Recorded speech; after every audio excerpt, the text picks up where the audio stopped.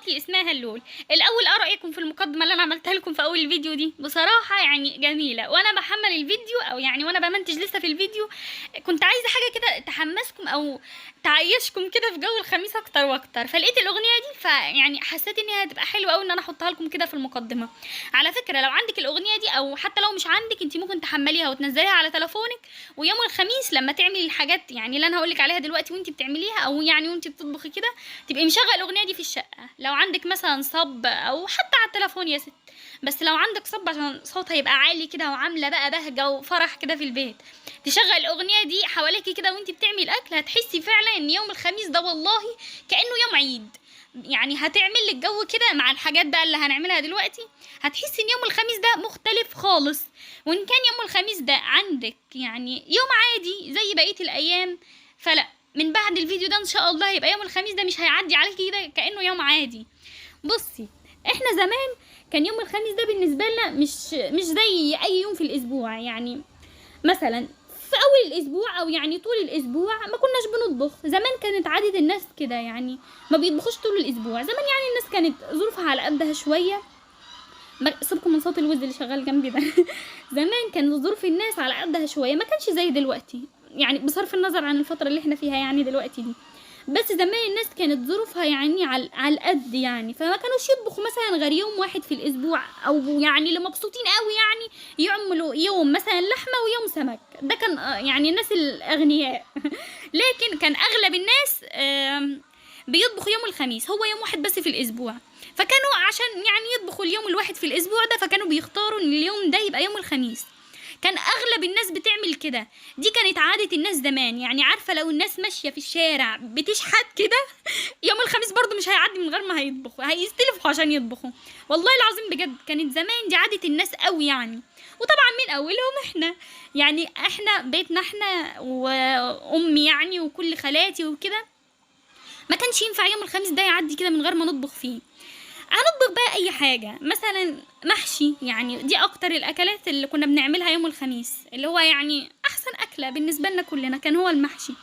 فالمهم يعني يوم الخميس كان ليه احساس عندنا كده حلو قوي، يعني اللي هو يوم فعلا في حاجات يعني بتميزه كتير عن اي يوم تاني. كنا بنطبخ، يعني تصحى بقى مثلا امي بدري او اي حد من خالاتي يعني تصحى بدري، تروح تجيب مثلا الفراخ اللي هتطبخها او الحاجه اللي هتعملها، وتجيب الخضار وتجيب كل حاجه، ويطبخوا بدري قوي من الصبح بدري، يبداوا يجهزوا في الحاجات.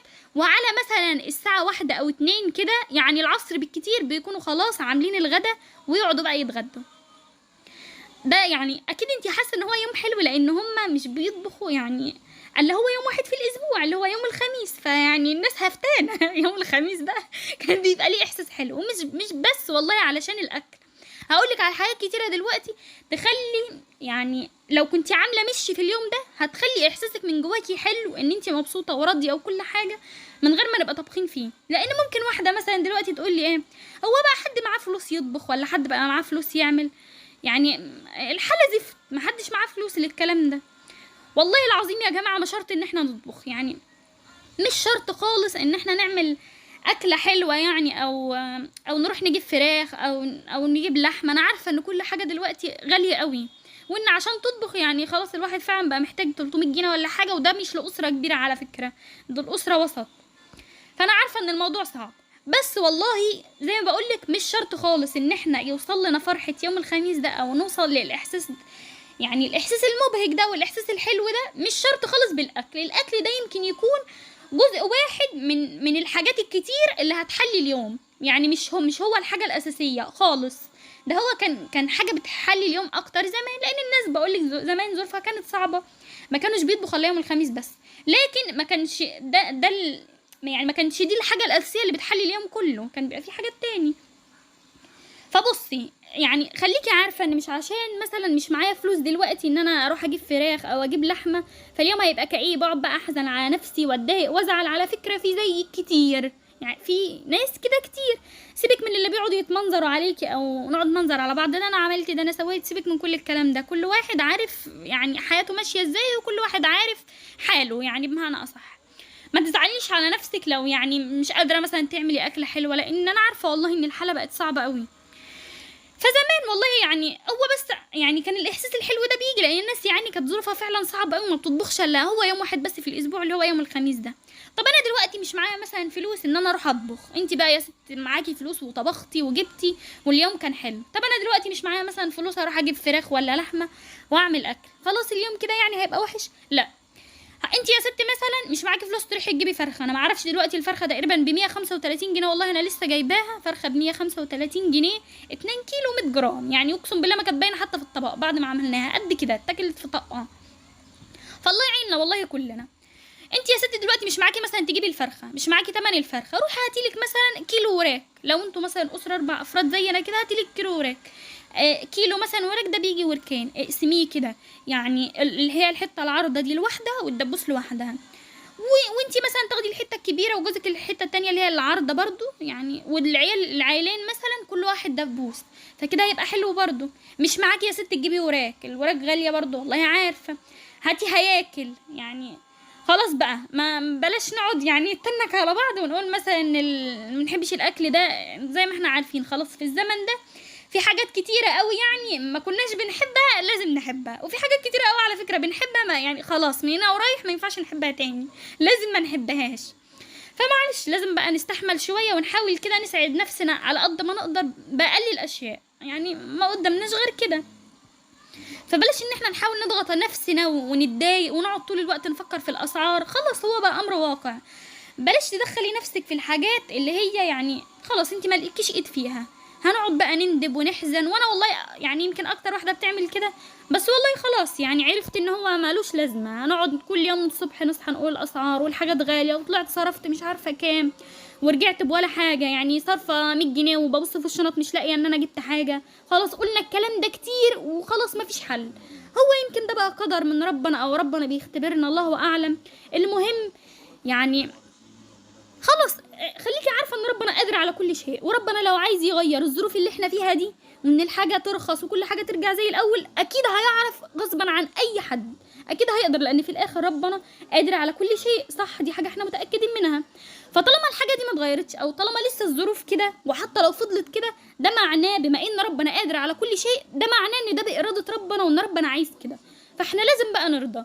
مش احنا المفروض نرضى بقى بقضاء ربنا وكده، يبقى خلاص بما ان ربنا قادر على كل شيء وهو قادر يغير اللي احنا فيه وما غيروش، يبقى هو ده ربنا عايزه، هو ما تعرفيش بقى حكمة ربنا في ايه، هل هو مثلا بيختبرنا في ان احنا مثلا هنصبر ونرضى، الله اعلم. المهم احنا ما علينا غير ان احنا نرضى ونحاول ان احنا نسعد نفسنا ونسعد بيتنا واهلنا بأقل الاشياء او بامكانياتنا بس. فمن هنا ورايح خلاص بقى يعني عايزاكي ترضي كده، وقفي وبطلي بقى كل يوم الصبح تصحي تقعدي تقولي الحاجات غاليه وترجعي من بره تقولي الاسعار غاليه وكلنا مش عارفين نعمل اكل ايه، كل يوم يعني بندفع فلوس قد كده، خلاص معلش هو ده بقى يعني اختيار ربنا لينا وده اللي ربنا يعني فرضه علينا، خلاص ما فيش حاجه بايدنا، نرضى بقى ونصبر.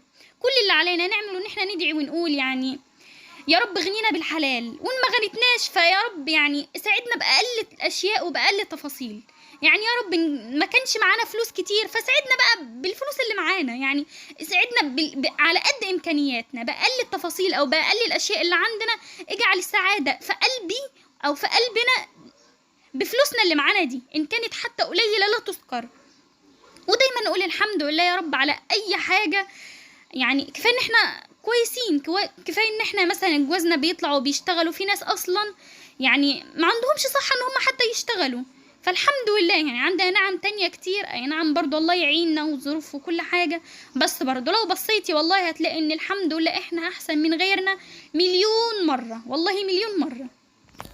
فبصي بقى زي ما بقولك انتي مثلا مش لاقية مش معاكي مثلا فلوس النهارده ان انت تروحي تجيبي فرخه، بقول لك اهو هاتي وراك، مش معاكي يا ستي برضو الوراك غاليه، مش معاكي ان انت تجيبي مثلا كيلو وراك وكل واحد ياخد يا جماعه حته فرخه كده صغيره وخلاص، يعني مش شرط ان الواحد يتحط قدامه يعني مناب كبير كده يقوم هيرجع من كتر الاكل اللي كله، لا على فكره هي حته كده وخلاص والحمد لله، يعني نعيش على قد ظروفنا ونقول الحمد لله.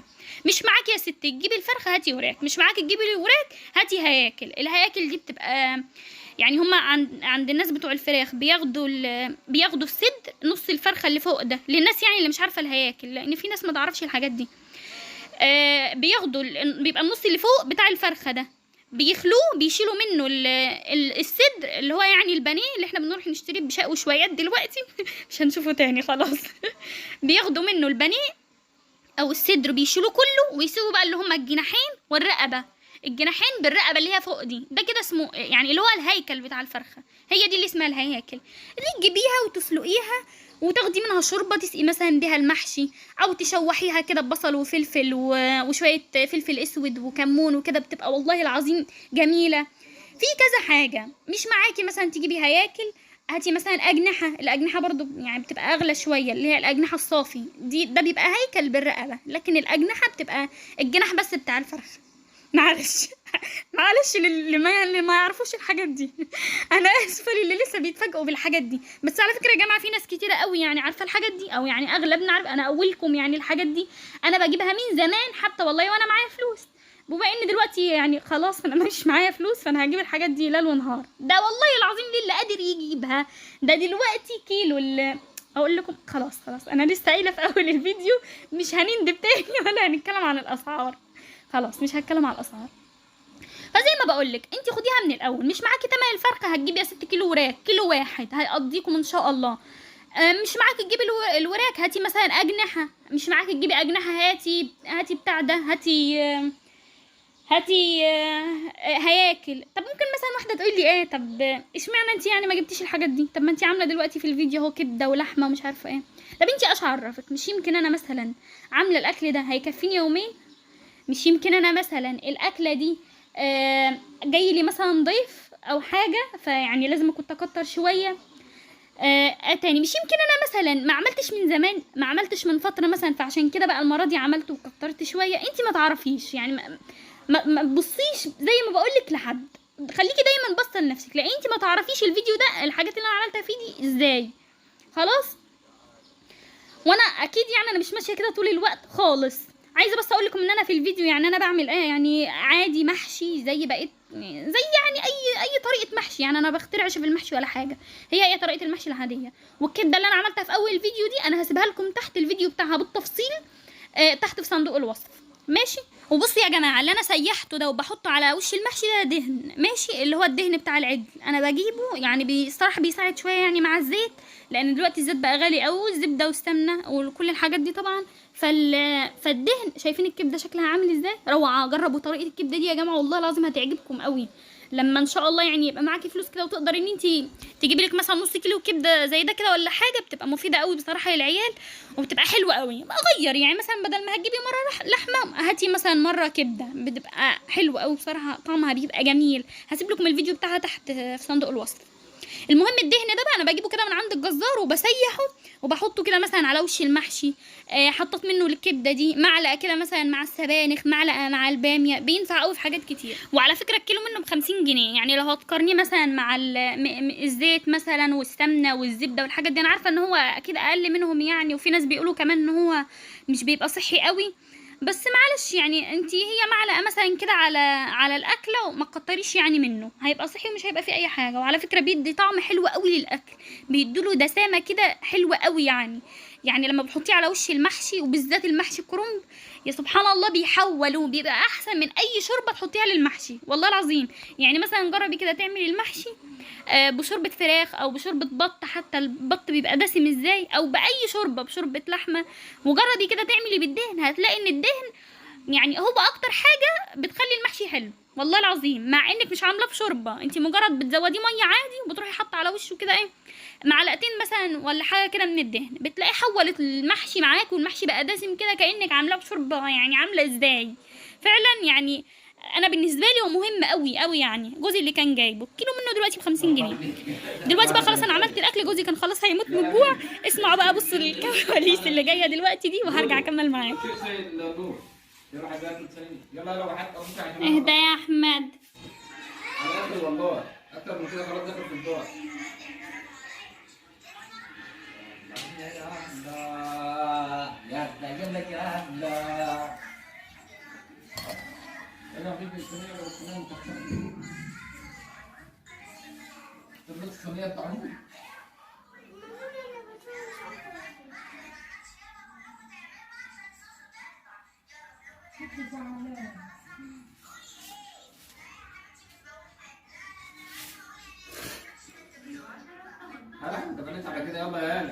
خلاص يا احمد بقى. طب يلا والله ما قادر.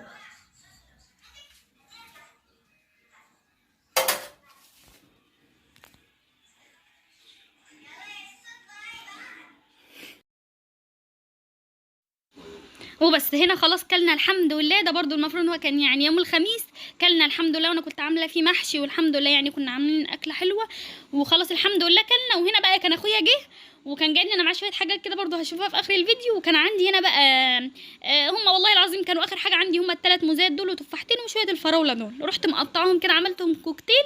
وانا بتكلم كده شوفوا طريقته عامله ازاي، يعني الكوكتيل ده روعه. ده برضو كان يعني ذكرى كده عندي من ايام زمان، كانت امي دايما بتعمله، بس امي كانت بتعمل بالفراوله بس، ما كانتش بتحط عليها ولا موز ولا تفاح ولا الحاجات دي، فراوله بس وتقطعها وتحط عليها سكر وفانيليا زي ما انا هعمل دلوقتي، وتسيبه في التلاجة من بالليل لحد الصبح، ونيجي بقى ناكله كده تلاقي الفراوله نزلت الميه بتاعتها كده، بيبقى روعه. كنا دايما بنعمله زمان، فانا لحد دلوقتي بحب اعمله لان هو فعلا يعني ذكريات كده فعلا والله العظيم، يعني كانت ايام جميله. يلا المهم بقى يا ستي، بصي انت هتنزلي الصبح سواء بقى هتطبخي او مش هتطبخي زي ما انا قلت لك كده، اللي معاكي اعمليه، يعني اياك حتى تعملي مسقعه، اي حاجه هتعمليها في اليوم ده، يعني اللي هو يعني خلاص انا مش معايا مثلا فلوس ولا اجيب فرخه ولا وراك ولا هياكل ولا اجنحه ولا لحمه ولا اي حاجه، خلاص يعني مش هطبخ، اقعد مثلا اندب بقى حظي واقول اشمعنى كل الناس دي هتطبخ وانا لا، لا خالص ما تعمليش كده، قولي الحمد لله وارضي وقولي الحمد لله انا احسن من غيري في حاجات كتير، هو طبخ او هو عنده حاجه يعني مش عندي، اكيد انا عندي حاجه برضو مش عنده، دايما فكري بالطريقه دي.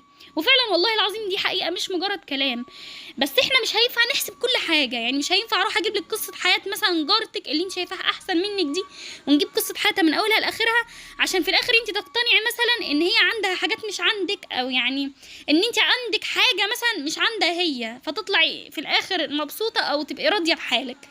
من غير ما نعمل كل ده انت خليكي عارفه ان انت احسن من غيرك، واللي عند غيرك مش عندك هتلاقي برضو انت عندك مش عند غيرك. خلاص دلوقتي بقى انا كنت بعمل السلطه دي. بصي بقى يا ست على السريع كده، انت هتصحي من النوم الصبح تروحي تجيبي الحاجات اللي انت هتعمليها، لو مش هتطبخ هتعمل الاكل العادي، وهتروحي مشغله الاغنيه اللي انا كنت مشغلها لك في اول الفيديو دي، هتعمل لك حته جو في البيت روعه، العيال هيبقوا مبسوطين كده، وهتلاقي جوزك كده هو داخل وهو طالع مبسوط كده بيكي. الرجاله على فكره بتحب الست الفرفوشه اللي بيبقى عندها مثلا عادات ما بتغيرهاش، بتخلي اليوم مبهج كده وفي فرحه، ما تخليكيش ست كئيبه كده ونكديه وكل ايامك شبه بعض، لا قومي كده وتنشطي واعملي جو حلو كده في البيت، خلي جوزك يحبك اكتر. بس دي بقى الحاجات اللي كان اخويا جايبها اهي. المهم روحي بقى هاتي الحاجات وشغلي الاغنيه دي زي ما انا بقول لك كده، واعملي الاكل يا ستي، وطبعا قبلها تكوني مروقه الشقه، لو انت مثلا بتشتغلي ولا حاجه فجهزي من قبلها بالليل، لو هتطبخي او هتعملي محشي ولا حاجه جهزي من قبلها بيوم كده ولا حاجه، وتعالي بقى بعد ما تطبخي وتخلصي وتاكلوا وتحلوا. بصي يا ستي لو مثلا ما عندكيش فلوس ان انت، او مثلا مش معاكي فلوس ان انت تحلي او ان انت تجيبي حاجه مثلا غاليه قوي تحلوا بيها او كده، ممكن تجيبي ب10 جنيه لب، ب15 جنيه لب، وتقعدوا كده تقزقزوه كده طول الليل وانتوا سهرانين، هيعمل لك جو حلو. مش معاكي يا ست فلوس تجيبي لب، ممكن تجيبي نص كيلو لبن ب10 جنيه وكيسان فانيليا ولا حاجه، يعني هي الموضوع هيبقى 10 جنيه بالكتير، وتروحي عامله ايه زودي نص كيلو لبن ده كوبايتين ميه، وتروحي عامله مثلا هيعملوا لك تقريبا 6 أو 7 اطباق رز بلبن، برضو هتبقى حاجه حلوه، كل واحد طبق كده وانتوا قاعدين، مع مثلا لو انت بقى كريمه شويه او مثلا معاكي فلوس شويه هاتي اللب مع الرز بلبن، هيبقى برضو حلو قوي.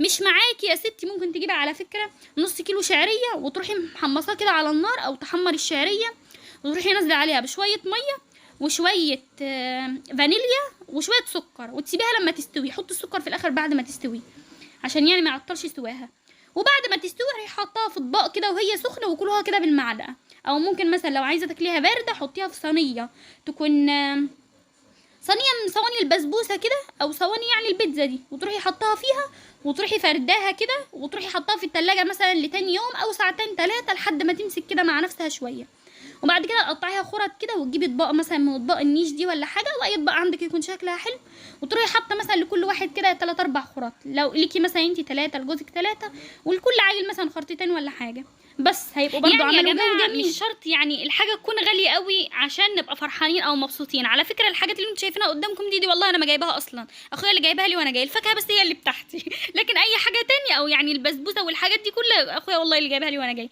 يعني انا مش مثلا مليونير انا قوي كل يوم محل بسبوسه وكنافه والحاجات اللي قدامكم دي، لا خالص. بصوا هو الفيديو هيخلص دلوقتي وانا الصراحه لسه ما خلصتش كلامي، لسه في حاجات عايزه اقولها، فانا هعيد لكم المقطع بتاع الفاكهه اللي انتوا شفتوه ده تاني عشان لسه عايزه اقول حاجات تاني والفيديو هيخلص، فاستحملوا بقى اللي انتوا هتشوفوه ده هتشوفوه تاني. خلاص كده بقى انا عدت لكم المقطع وهنتكلم بقى براحتنا. بصي يا ست كده خلاص، انت صحيتي الصبح جبتي الحاجات وعملتي الاكل، وانت عماله بتطبخي كده وبتعملي في الاكل ورايحه وجايه كده في الشقه، تكون الاغنيه شغاله جنبك، الاغنيه اللي هي بتاعت يوم الخميس اللي حمليها بالله عليكي ما تنسي، حملي الاغنيه دي وشغليها عادي يعني ما فيهاش حاجه، هتعمل لك جو حلو في الشقه كده وهتفرق معاكي انت قوي كمان. بصي انا عايزاكي تتخيلي معايا، ما تسمعيش وخلاص، اللي انا بقوله انت تخيلي ان هو بيحصل، يعني في خيالك كده كانك شايفاه يعني، وانا بحكي تخيل يعني هو بس كده عشان تحسي اكتر يعني بالفرحه والاحساس اللي انا عايزه اوصله لك ده، لان الواحد لما بيتخيل حاجه بيبقى نفسه ان هو فعلا يقوم ويعملها، هتلاقي نفسك اتحمستي اكتر ان انت يعني تعملي فعلا يوم الخميس ده. المهم كده خلاص الحمد لله كلنا وحلينا وظبطنا، وانتي اصلا كده كده مروقه الحمد لله يعني الشقه وما فيهاش حاجه. لو وسختي مواعين كتيره من بعد الاكل من بعد ما طبختي وكده ما تغسليهاش، سيبيها لتاني يوم الصبح هي تولع بجاز كده كده المواعين ما بتخلص، سيبيها لتاني يوم الصبح. نيجي لك انتي بقى طبعا خلاص اكيد ريحتك استغفر الله العظيم يا ربي، طبختي وعملتي وبصل وتم والدنيا اتقلبت، كلتوا وخلاص يعني وخدتي نفسك كده من اليوم ده.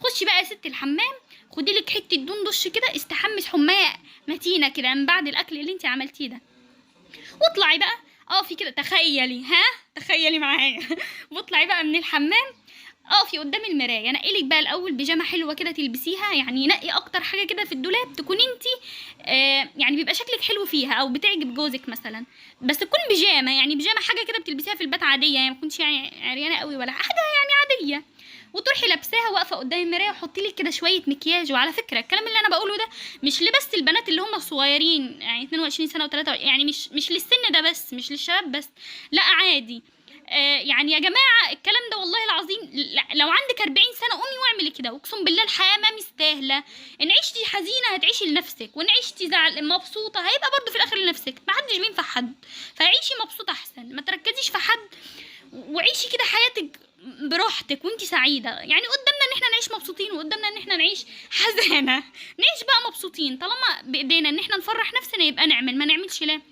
يبقى تعالي بقى يعني الكلام ده كده للكبير والصغير، لا ست كبيره عندك 40 سنه وطبعا انت كده مش كبيره يعني ولا حاجه، قومي وظبطي نفسك وشطفي وحطي مكياج ودلعي نفسك. فتعالي شكلي كده على فكره هعيد المقطع تاني برضو لسه في حاجات عايزه اقولها والفيديو هيخلص. تعالي بقى قدام المرايه وروحي بقى حطلك شويه مكياج كده، ظبطي نفسك وانت بقى مستحميه وريحتك حلوه. ما عندكيش مكياج ابعتي هاتي من جارتك، والله العظيم عادي يعني، حتى يا ست لو ما عندكيش مكياج اللي مش لازم يكون عندك يعني حاجات غاليه قوي يعني، لا انت ممكن بس تحطي شويه كحل وشويه روج، على فكره هتبقي موزه اقسم بالله. ما عندكيش كحل، ما عندكيش حتى قلم كحل، ابعتي ابنك ولا بنتك عند جارتك اللي جنبك دي، قولها ماما بتقولك هاتي قلم الكحل بتاعك عشان مش لاقي قلم الكحل بتاعها، عادي اكدبي مش مشكله، قولها مش لاقي قلم الكحل بتاعي دلوقتي وقع في اي حته فهاتي قلم الكحل بتاعك، حطي منه وروحي رجعوا لها تاني في نفس الوقت عادي. حطي لك مثلا شويه روج، حطي شويه الروجاجول اللي بيتحط في الخدود ده، هتلاقي نفسك قمر كده وريحتك حلوه وشكلك نظيف، تمشي في الشقه كده بقى رايحه جايه يبقى شكلك حلو وبس كده. لو احنا مثلا بالليل ولا حاجه، لو انت كده وصلتي مثلا بالليل، لو يعني ممكن تكوني بادئه اليوم متاخر شويه حسب انت ابتديتي اليوم امتى او يعني الساعه كام، في ناس بتبتدي بدري قوي في ناس بتبتدي مثلا على الظهر، المهم لو انت كده مثلا بالليل ولا حاجه، وانا عاده ببقى كده يعني، هتروحي بقى يا ست عامله ايه؟ اولا كفايه قوي على ولادك كده، العيال دول يتخمدوا دلوقتي، كفايه كده حرق الدم العيال دي تخش تنام خلاص، هتنام العيال وتيجي بقى قاعده بقى انت وجوزك كده مع بعض قاعده حلوه وبس انا مش هينفع اكمل واقول حاجه تانية اكتر من كده انت عارفه ايه اللي جاي، كلنا عارفين، لان انا لو كملت خلاص يعني هياخدوني فيديوهات مخله بالاداب. المهم يعني هكملك يعني هلمح بس، ما تخليش يعني عيشي الفرحة، يعني عيشي يوم الخميس بكل تفاصيله. واحنا زمان واحنا صغيرين كنا بنحس فرحة يوم الخميس من غير ما احنا نعمل فيه حاجة، احنا عيال دلوقتي خلاص احنا اتجوزنا فالحياة اختلفت فضفنا حاجات، انتي اكيد عارفة الحاجات فانا عايزاكي دلعي نفسك ودلعي جوزك ودلعي ولادك، عيشي الحياة كده يعني ببساطة وبحلاوتها. يا جماعة انا معلش عدت الفيديو تاني، ما اعرفش بقى، معلش. بس انا على فكره مش هكمله طبعا لاخره، يعني الفيديو مش هيكمل للاخر، هو بس كلمتين وخلاص. خلاص كده بقى، انتي تخيلتي معايا اليوم عامل ازاي؟ احنا صحينا الصبح، روقنا، عملنا اكله حلوه مثلا، ايا كانت الاكله اللي انتي هتعمليها كده كده هتطلع حلوه. بعد ما عملنا الاكل عملنا حاجه حلوه، حلينا بيها، بسطنا العيال، شطفنا كده، ريحتنا بقت حلوه، حطينا شويه مكياج. تيجي بقى مثلا جنبه جوزك بالليل بعد ما العيال تنام، تقعدي تهزري مثلا معاه، تقولي له كلمتين حلوين كده، يعني هتلاقيه هو اصلا والله العظيم فرحان بيكي قوي، فرحان. دايما الرجاله والله بيبقوا مبسوطين لما بيشوفوا، يعني هتلاحظي كده ان لما جوزك، يعني لما انت بتكوني مبسوطه تلاحظي ان جوزك على فكره مبسوط، يعني ان انت فرحانه كده، لان فرحتك دي في الاخر بتعود على البيت، صح ولا لا؟ ما انت لما بتبقي فرحانه بتلاقي ان انت عامله جو حلو كده مبهج في البيت، فبتلاقي ان يعني مثلا مش عماله تصوتي مع العيال وتزعقي لهم، لا، بتبقى كل حاجه كده هاديه وحلوه، فبالتالي ده بيعود عليهم طبعا. فخليكي كده مبسوطه، وحلي لهم اليوم، والله مش خساره فيهم اهلك برضو يعني جوزك واولادك، وعشانك انت قبليهم. وبس اقعدي بقى مثلا اتكلمي معاه كلمتين كده، هزروا، اقعدوا مع بعض قعده حلوه، احكوا عن اي حاجه، كلوا اللب اللي انتوا جبتوه ده اقعدوا مثلا كده، هاتوا له طبق رز بلبن زياده اتوصى بيه شويه كده يعني. وبس كده يكون خلص اليوم يعني. يا رب تكونوا يعني وصل لكم الاحساس اللي انا عايزه اوصله لكم. والله يا جماعه اتبسطوا، اقسم بالله ما حد واخد منها حاجه يعني. سيبك من الزعل والمشاكل، حتى لو انت دلوقتي متخانقه مع جوزك يعني، وانت بتسمعي الفيديو ده مثلا متخانقه مع جوزك او زعلانه انت وهو في حاجه، قومي دلوقتي، قومي وانت يا ستي ابتدي ليكي عند ربنا والله الثواب. قومي انت كده وتشجعي، واعملي الحاجات اللي انا قلت لك عليها في الفيديو ده، ان شاء الله والله العظيم لا تلاقيه هو اصلا يعني من غير ما تقولي حاجه، ومن غير ما هتتكلموا في المشكله اللي حصلت، هتلاقيه هو اتصالح لوحده، وانت اتصلحتي وبقيتي هاديه كده ورايقين وكويسين. الحياه والله ما مستاهله. خليها يوم كده تيجي منك انت. قومي واعملي الحاجات اللي انا بقولك عليها دي دلوقتي، حتى لو انت زعلانه منه، حتى لو المشكله كبيره، ابتدي. يمكن يكون الفيديو ده جاي لك رساله مني مثلا، رساله من ربنا مثلا، ان انت تقومي ويعني وحالك يتصلح كده، وان الحياه معاكي تبقى احسن، وان تقومي تصلحي انت وجوزك. وبس. حتى طبعا بقى سواء انتم متخانقين او مش متخانقين، قومي اعملي الحاجات اللي انا قلت لك عليها دي، وان شاء الله هتحسي بفرق. وربنا يسعدنا يا رب، ويجعل ايامنا كلها خميس، انا وانتوا يا رب قولوا امين المهم عايزه بقى اقول لك على حاجه، ما تجيش بقى بص على ايدك بعد ما تسمعي الفيديو ده، او بعد مثلا ما تطبقيه وتعيشي يوم الخميس يعني بكل اللي انا قلته ده، ما يجيش بقى مثلا يعجبك اليوم وتلاقي ان اليوم كان حلو واتبسطتوا فيه فتعمليه بقى كل يوم، او يبقى ده العادي بالنسبه لك. لا، طب ما احنا كده ما عملناش جديد. احنا لا بنعمل كده يوم الخميس عشان يبقى اليوم مختلف، لان الايام كلها شبه بعض بقى في ملل كده. فما نجيش بقى مثلا يعجبنا اليوم فنيجي عاملين كده كل يوم، حد واثنين وثلاثه واربعه، لا. طب ما احنا كده ما عملناش حاجه جديده برضو، بقى هو نفس الملل. فزي ما بقولك انا عايزاه يبقى عاده عندك يوم الخميس بس، يعني مش بيتكرر. يعني اكيد مش هقولك مثلا ما تستحميش يوم الاربع، لا، اكيد عادي هنعمل الحاجات الاساسيه، هنعمل اكل كل يوم. لكن مثلا الاغنيه مثلا انا بقولك شغليها دي ما تشغلهاش غير يوم الخميس بس طبعا. ما تجيبيش لب الا يوم الخميس، رز بلبن، التفاصيل دي هي بقى ضيفي انت على فكره، فكري وهاتي انت افكار من دماغك واعملي، مش بس اللي انا قلته، اكيد عندك حاجات احسن. فما تعمليش الحاجات دي كل يوم، خليه يوم هو عشان حتى لما تعمليه يعني يبقى ليه هيبه كده مميز عن بقيه الايام، ما تكررهوش كل يوم. وبس كده. ربنا يسعدنا كلنا يا رب، وزي ما بقولك يعني يا رب يجعل ايامنا كلها خميس وكلها فرحه واحساس حلو يا رب. وزي ما بقول لكم في اول الفيديو يا جماعه، والله ما شرط ان يبقى معانا فلوس عشان نبقى مبسوطين. وبقول لك يعني الدعوه اللي انا دعيتها لك في اول الفيديو دي، ادعي دايما وقولي يعني يا رب اغنينا بالحلال، وان ما غنيتناش فاسعدنا باقل التفاصيل وباقل الاشياء يا رب. بس كده كده يكون خلص الفيديو، يا رب يعني يكون وصل لكم الاحساس اللي انا عايزه اوصله لكم، ويكون يعني الفيديو عجبكم وتحمستوا، او نفسكم ان انتوا تقوموا تجربوه، او يوم الخميس يجي. يا سلام بقى لو بتسمعوا الفيديو ده يوم الخميس، على فكره انا هنزله لكم يوم الخميس الساعه 6 الصبح ان شاء الله، بدري قوي، عشان لو مثلا واحده شافته بدري ولا حاجه تلحق تقوم تجهز يعني وتتشجع وكده. خلي دايما عندك عاده كده، او خلي دايما عندك حاجه ما حدش بيعملها الا انتي، او حتى لو ناس كتيره بيعملوها خليها عندك انتي مختلفه. وبس كده، يا رب تكوني اسعد واحده في الدنيا، وتعيشي كل ايامك يعني فرحه وسعاده كده، مش بس يوم الخميس ولينا كلنا يعني يا رب. بس كده، لو عجبكم الفيديو اعملوا اشتراك في القناه، وما تستخسروش فيا اللايك بقى بعد كل الرغي اللي انا قلته ده. وبس كده، السلام عليكم ورحمه الله وبركاته. وبالله عليكي يعني لو عملتي كل الحاجات اللي انا قلت عليها دي، ابقى اكتبي لي تحت في التعليقات احساسك كان عامل ازاي، يعني كنتي مبسوطه فعلا ولا لا، اليوم كان مختلف ولا لا، ابقى اكتبي لي تحت في التعليقات. ولو ده العادي بتاعكم وانتوا اصلا تعملوا كده برضو يوم الخميس قوليلي. بس كده، سلام.